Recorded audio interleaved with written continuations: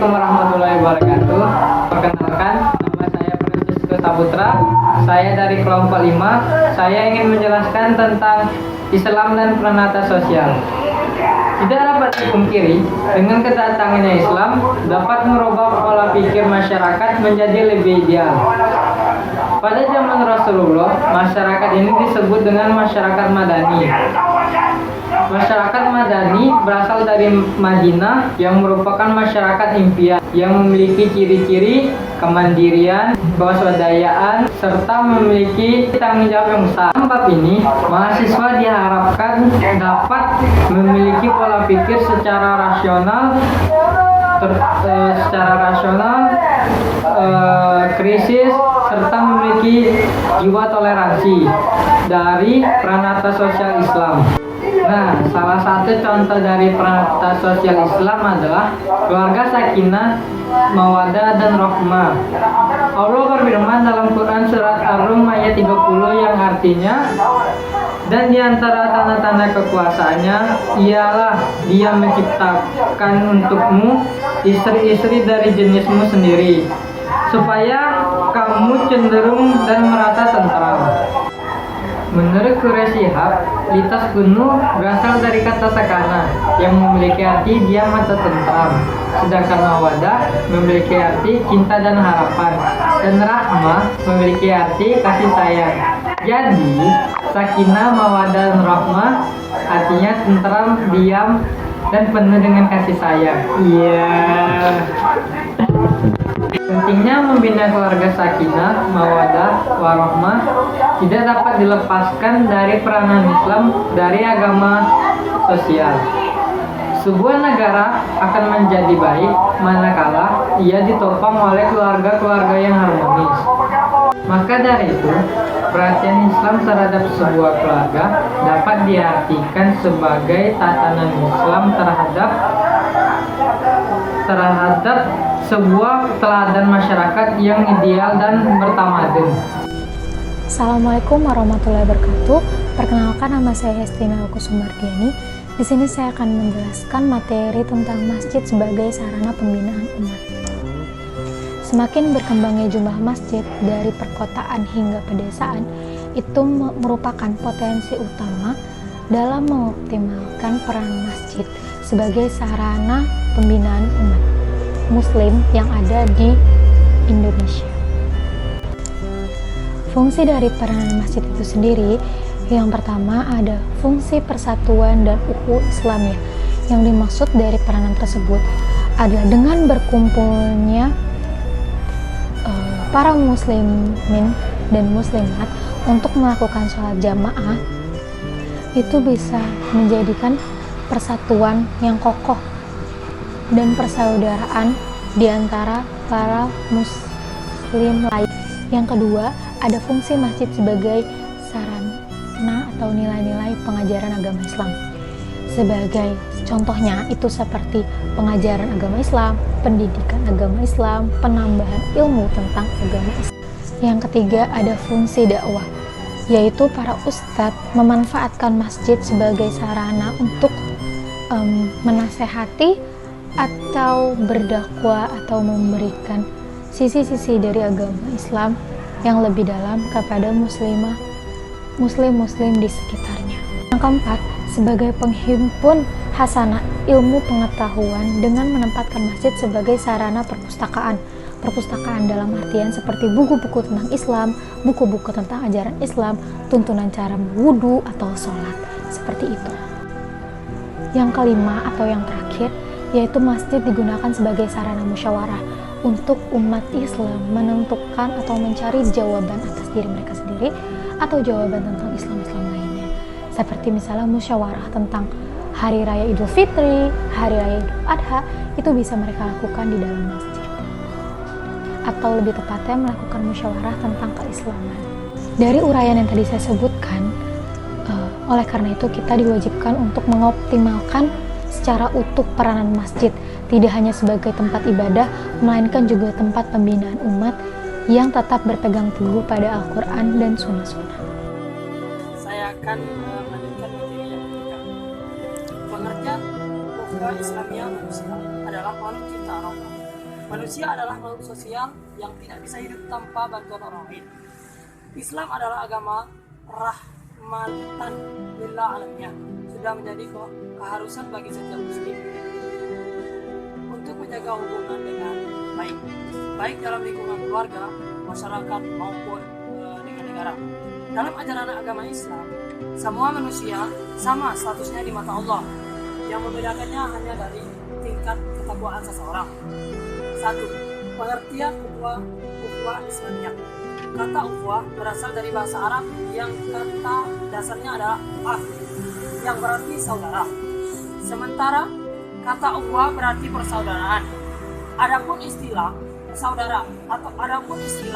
ukhuwah Islamiyah adalah kekuatan iman dan spiritual yang dikaruniai Allah kepada hamba-hambanya yang beriman dan bertakwa, yang menumbuhkan perasaan kasih sayang, persaudaraan, kemuliaan, dan rasa saling percaya terhadap persaudaraan seakidahnya.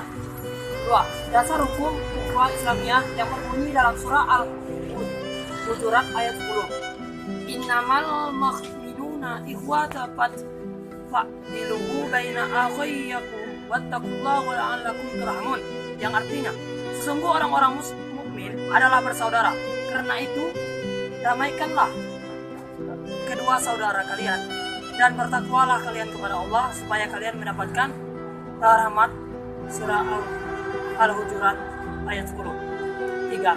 Hikmah dan manfaat ukhuwah Islamiyah. Ada beberapa hikmah yang harus kita ambil pelajaran untuk menjalani ukhuwah Islamiyah dalam kehidupan kita sehari-hari, antara lain: A. Terciptanya solidaritas yang kuat antara sesama muslim.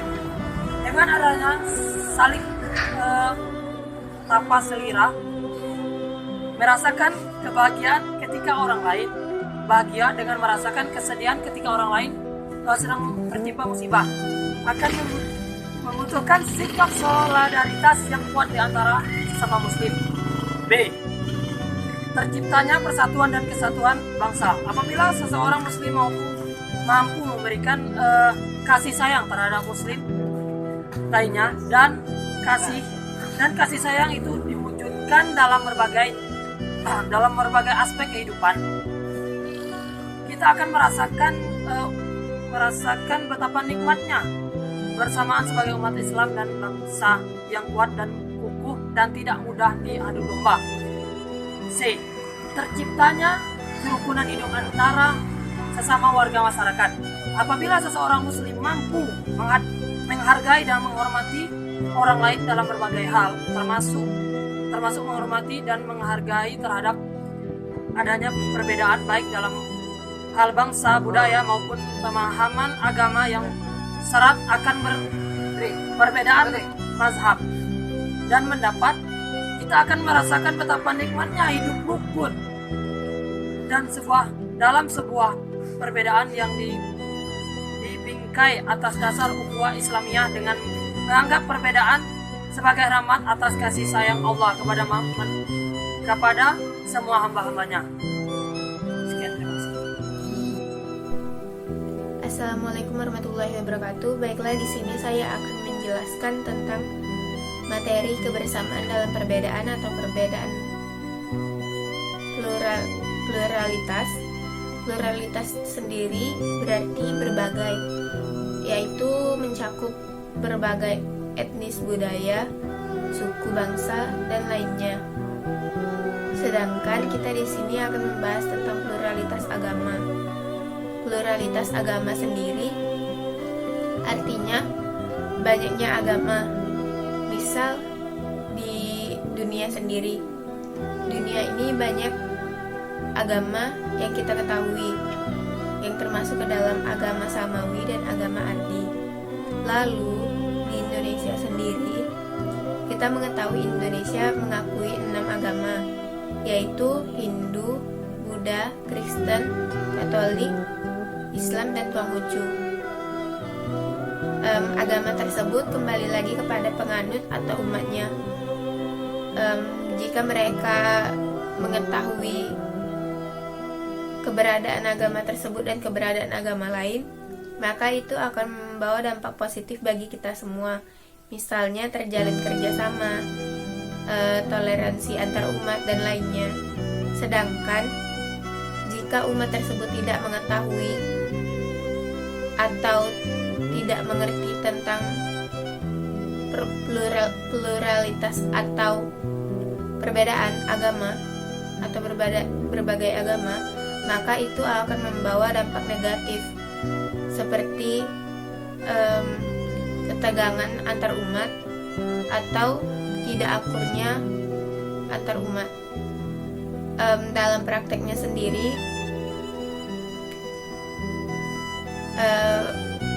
masalah ini sangat mudah ditemui, yaitu antar umat beragama atau antar umat dengan pemerintah, yaitu dikarenakan kurangnya pengetahuan umat yang menganut agama tersebut, kurangnya toleransi, lalu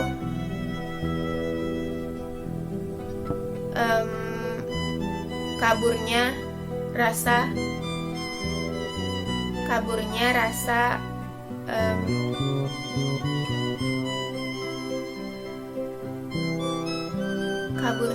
toleran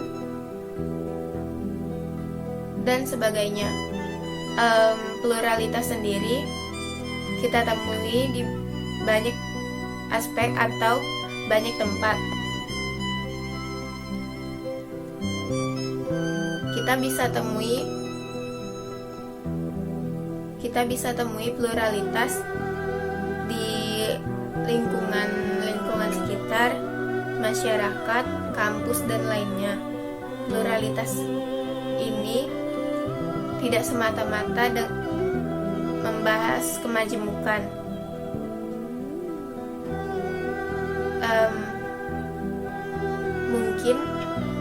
Mungkin dengan adanya materi ini kita bisa sedikit mengetahui tentang toleransi beragama dan mengetahui perbedaan untuk menjalankan keterlibatan toleran antara satu dan lainnya. Sekian dari saya. Wassalamualaikum warahmatullahi wabarakatuh. Assalamualaikum warahmatullahi wabarakatuh. Perkenalkan, nama saya Yesa Okta Yosefa. Saya ingin membahas mengenai topik selanjutnya mengenai Islam dan politik. Islam sendiri bukan hanya merujuk kepada teologi atau agama, namun merujuk kepada seluruh sistem kehidupan manusia. Salah satunya adalah politik. Politik sendiri telah ada pada zaman Nabi Muhammad SAW, di mana pada saat itu beliau memerintah kota Madinah, yang mana beliau bukan hanya sebagai seorang nabi, tapi juga sebagai seorang negarawan yang aktif dalam memerintah kota Madinah. Nah, selanjutnya konsep dari politik Islam itu sendiri merupakan aktualisasi dari nilai-nilai Al-Hadis dan Al-Quran yang membimbing para umat manusia. Selanjutnya adalah prinsip-prinsip sistem politik Islam itu sendiri, yaitu yang pertama adalah prinsip syuro atau musyawarah, di mana prinsip ini telah ada pada zaman Nabi. Pada saat itu ketika tidak terjadi perang Badar dan perang Uhud, sebelum terjadi perang Badar dan perang Uhud, Nabi mengumpulkan para sahabat untuk melakukan musyawarah mengenai taktik yang tepat atau strategi yang tepat untuk menghadapi lawan mereka. Nah, selanjutnya pada masa Khulafaur Rasyidin juga musyawarah masih dilakukan, yaitu ketika Abu Bakar As-Siddiq meminta pendapat dari para sahabat dengan jalan musyawarah mengenai bagaimana cara menuntas nabi-nabi palsu pada saat itu. Lalu ketika pada masa Umar bin Khattab juga demikian, Umar mengumpulkan para sahabat dan mulai mendengarkan pendapat dari sahabat dan melakukan musyawarah untuk menentukan lembaga-lembaga yang ingin ia bentuk pada masa pemerintahannya. Dalam majelis syuro juga dikatakan bahwa kita bukan hanya mendengarkan pendapat dari satu orang saja, namun di sini semua orang dibebaskan untuk mengeluarkan pendapatnya. Tidak hanya keputusan sepihak, namun kita dalam bermusyawarah ini itu adalah keputusan bersama. Selanjutnya adalah prinsip persamaan. Prinsip persamaan di sini maksudnya semua makhluk yang diciptakan oleh Allah itu di mata Allah itu sama semuanya, tidak ada yang beda. Nah, prinsip persamaan ini menegaskan bahwa tidak ada perbedaan di antara makhluk-makhluk Allah. Yang membedakan mereka hanyalah ketakwaan kepada Allah Subhanahu wa taala. Sesuai dengan surah Al-Hujurat ayat 13 yang dimana Allah berfirman, "Hai manusia, sesungguhnya kami menciptakan kamu dari seorang laki-laki dan seorang perempuan dan menjadikan kamu berbangsa-bangsa dan bersuku-suku supaya kamu saling kenal mengenal. Sesungguhnya orang yang paling mulia di antara kamu di sisi Allah ialah orang yang paling takwa di antara kamu. Sesungguhnya Allah Maha mengetahui lagi Maha mengenal." Nah, Islam tidak mengenal adanya perlakuan diskriminatif karena perbedaan suku, bangsa, harta kekayaan, sosial, dan atribut-atribut keduniawian yang lainnya. Di mata Islam semuanya sama saja, yang membedakan hanyalah ketakwaan kepada Allah Subhanahu wa taala. Selanjutnya ada prinsip keadilan atau justice. Prinsip keadilan atau justice. Keadilan sendiri sering kita dengar dan sering kita rasakan. Ada yang merasakan antara mendapatkan keadilan dan ada yang merasakan tidak mendapatkan keadilan. Persoalan mengenai keadilan ini mungkin lebih ditegaskan kepada para pemimpin atau para penguasa agar mereka berlaku adil kepada seluruh bawahannya, bukan hanya kepada mereka yang memiliki kekuatan, dan sedangkan mereka yang tidak memiliki kekuatan mereka tindas. Nah, di dalam surah An-Nisa ayat ke-58 Allah juga berfirman, "Sesungguhnya Allah menyuruh kamu menyampaikan amanat kepada yang berhak menerimanya dan menyuruh kamu apabila menetapkan hukum di antara manusia supaya kamu menetapkan dengan adil. Sesungguhnya Allah memberi pengajaran yang sebaik-baiknya kepada kamu. Sesungguhnya Allah adalah Maha mendengar lagi Maha melihat." Jelas bukan bahwa bahwa Allah menetapkan hukum di antara manusia supaya kamu menetapkannya dengan adil, bukan terjadinya ketimpangan di dalam hukum tersebut. Nah, selanjutnya adalah prinsip kebebasan. Prinsip kebebasan sendiri telah ada sejak manusia lahir di dunia ini, telah diberikan kepada Tuhan kepada kita secara langsung. Prinsip kebebasan ini juga berorientasi mengenai tanggung jawab manusia.